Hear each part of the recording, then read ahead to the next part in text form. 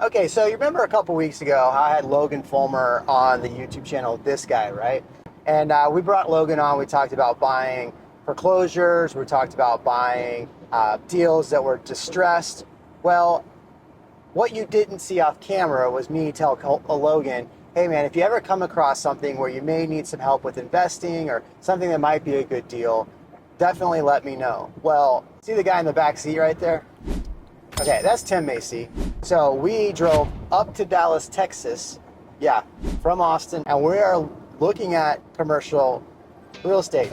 In a minute, I'm actually going to show you a commercial unit that we just bought as partners and how that came together. Also, there's some other people involved in this, and I want to show it to you. Now, you've seen on this channel, we've talked about buying in the Austin area. We've talked about foreclosures and other stuff with Logan here.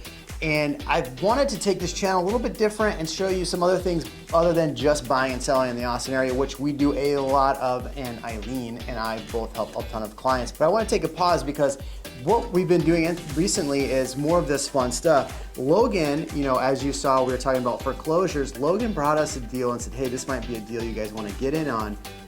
Logan, tell us about this deal that we got ourselves into, and are we in serious trouble? Serious trouble. I'm going to start. By the way, first off, I'm going to say I appreciate you guys trusting me. Yeah. At the end of the day, we work really hard and we all save money, and our goal is to make a better life, or most of us is. And when you're willing to put that confidence behind somebody with real dollars and participate with them, that says a lot about how you feel about the person, their deal, their character. So that means a lot to me. First, I want to say thank you. Yeah. Second thing is, one of the biggest hurdles we always try to get over is I want to protect the equity. So if anybody, whether it's my money, 95% of my deals are my money. About 5% of them are mine and other people's money. And I treat their money just like it is mine because their relationship is equally as important as their money to me. So the first thing I care about is their money protected? If all hell breaks loose, the market gets weaker, we can't perform on the project like we expected, our assumptions aren't what they thought we were going to be, can we get out of this deal and get everybody their money back dollar for dollar? And if there's debt in the deal, can we satisfy that dollar for dollar? If that hurdle is met first, then I say, okay, let's take a look at it. Now, if that hurdle is met, there's usually enough room in the deal for everyone to do really well.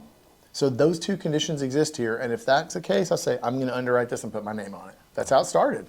Well, okay, so if you're not familiar, Logan finds a lot of distressed properties and properties that are foreclosed, tax liens, all that fun stuff. How did you come across this commercial unit? Now, this is 8 units in total. It was a little over $2 million in total. And so how did you come across this complex? So this particular property, when you're talking about distressed commercial, there are lots of different types of distress. Physical distress. In our case, low occupancy or low income, meaning poor leases or low value leases, can be another sign of functional or operational distress. In our case, tenants are paying about 1/3 or 50% of market, and commercial property is only worth the value of the income it puts off. Right. So in that case, you have lower value. This older owner was getting ready to do some estate planning. He hadn't really managed the property well, though he built it. He was a doctor. This was out of his wheelhouse. It's just kind of been going in the background. If he would have been managing his leases, he would have been able to sell it for easily $1 million more, possibly higher than that. Okay. Didn't happen. So it was getting ready to go on the listing service, and someone that I'm close with was able to connect with the broker network, just a bunch of brokers out there. We're getting ready to list this. It's going live. Hold on, let's take a look at it. So we got an early look at it, and once we started to understand what was going on, doctor didn't want to fool with it. Doctor wanted just to clean up his estate. We made an offer that was, almost cringeworthy, but it worked. Nice. Yeah. So you brought us in after that, and you brought in a few people to help invest in it. What made you, on this particular project, actually bring in outside investors? The way it normally works is everything that I can handle with my own bandwidth, I do. Me or one of my partners, our cash, we split it up in equal shares and buy it. If there's debt needed for that deal, we'll just go to the bank and we personally guarantee the debt usually, and it's our deal. When deal sizes get a little bit bigger or they're in a cycle where we're heavy in cash outlay, I just can't take it down myself. But if I feel good about it, I say, okay, I'm going to put my name on this and I'm going to allow some other folks in on it. I got to pay them a return. It shrinks my margin. But at the end of the day, I wouldn't be able to do the deal otherwise. I would have to walk away from it. Right, and then that's where people like me and Tim, who you saw in the back seat of my car to go look at this property, come in. When I think about being in real estate, selling real estate, I think about the relationships that we build. So this relationship with Logan, who finds distressed properties, came because I know Tim. The other thing on this deal is the seller financing aspect of it. So we've gotten a pretty good rate with the bank, but we've also locked in a very good seller financing deal, which is going to be assumable. And so it's great for the cash flow portion for us to have a lower interest rate on the seller financing to cash flow more every month. But even bigger is when we go to sell it maybe in 2 or 3 years, having an assumable seller finance note, depending on what the interest rate environment looks like down the road, could be a major win for us. And so that's the type of stuff we're looking at on a deal. Like, where are the unique opportunities where we have an unfair advantage?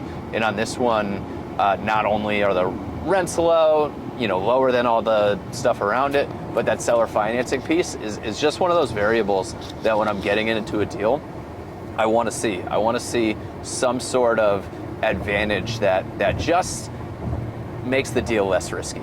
And I think what's really important about what you're seeing here today is the fact that you have to surround yourself by people who are doing things a little bit differently than you and just learning from them. So I'm excited to see what this looks like. I'm excited about maybe turning a new chapter in real estate, doing some different stuff than we're used to. I talked about a video that I did with Eileen. I said, hey, I'm doing different things than what Eileen's doing, and this is an example. So we're gonna go check out this place.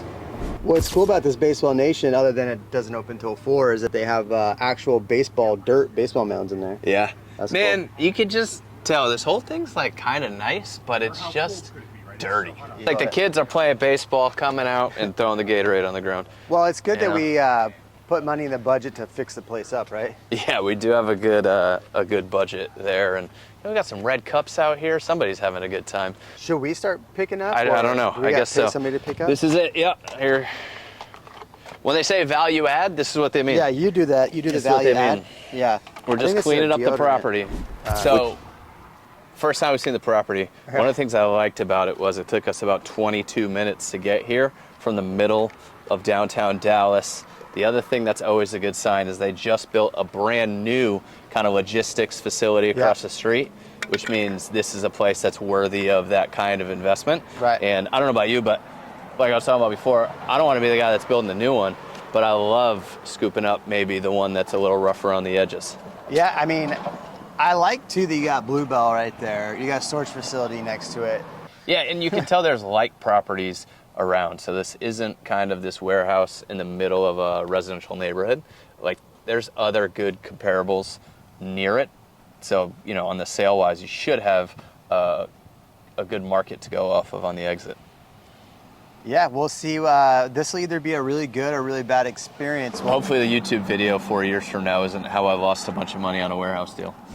Ooh, yeah, that would not be. Yeah, no, good vibes. Only good vibes. Yeah. If the deal's good enough so that I can make some money and investors can make good money, it's a pretty darn good deal. Yeah. So this particular property, it needs a little bit of help, right? It needs a little bit of love. Walk us through what are some of the things that are going to be fixed up on this particular property and what's going to happen with some of the tenants. On this one, you have light cosmetics on the outside. So one of my favorite things about industrial is they're not fancy on the outside like apartment buildings or offices. A little bit of paint, a little bit of cleanup, and they shine up really well. So with this one, I think there's about $300,000 estimated for CapEx. I don't know that we're all going to spend that yet, but we reserved it to be safe. Mm-hmm. We're going to clean the outside of the building up, possibly put a little bit of new stucco on one end because you got cinder blocks that look bad, paint it, replace a door or two, very light stuff, but nice colors, medium gray, get some whites in there, make it look more contemporary and current. Pressure wash the parking lot, restripe it. There's a little bit of concrete that needs to get cut out and cleaned up. Yep, saw that. Very small stuff, broken curb, not major. That makes the building look, in this generation, very current. Now, that's not where the value comes in. Remember, I said the value of real estate is the value of the income it puts off. The value's in the leases. 2 of those tenants' leases term out by the end of this year, early next year. Okay. So that makes, of the 30,000 square foot, it's like 20,000 square foot become vacant, and we can get those tenants from $4 to $6 a square foot up to $9 to $11 a square Wow, foot. okay. So basically double the rent on those suites. Here's another part that stands out. This is something you can't see when you're driving around, but when you look at the data, you can see it. Apparently there's only a 3% vacancy rate in that market, which means tenants show up fast and they pay. So when you have when you have high demand and low availability, low Right. supply, those are good things for people like us who are putting product out to market release. Yeah, I mean, overall, it looked like a really good deal. I appreciate you bringing us in on this deal and allowing us to be part of it. So, so if you are looking to do more investing, we are changing this channel a little bit. We'll see what happens as far as what we're going to do with investing. But there are great people out there to follow, like Logan. You can follow him on Instagram. What's your Instagram? Logan Fulmer. And Simple. and he's got different courses and things like that as well if you are looking to break into more investing, different investing strategies. So I'll put his information for that below, and we'll catch you in the next video.